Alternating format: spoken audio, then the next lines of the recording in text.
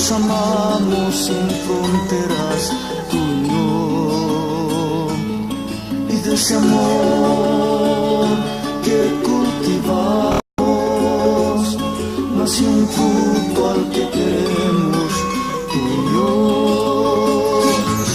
Hoy ese fruto es el motivo para vivir nuestros días sin desmayar.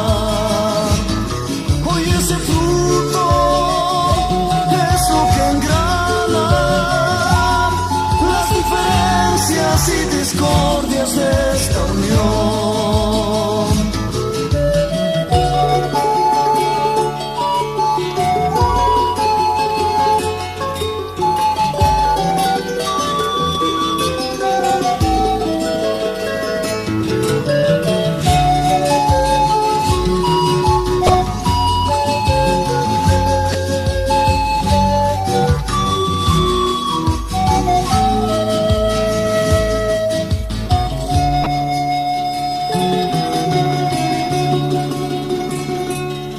Hoy muy feliz canto a todos que tuvimos un tierno niño, tú y yo.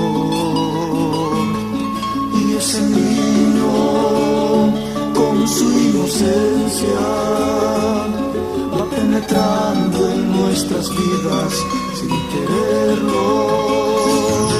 Hoy ese fruto es el motivo para vivir nuestros días sin desmayar.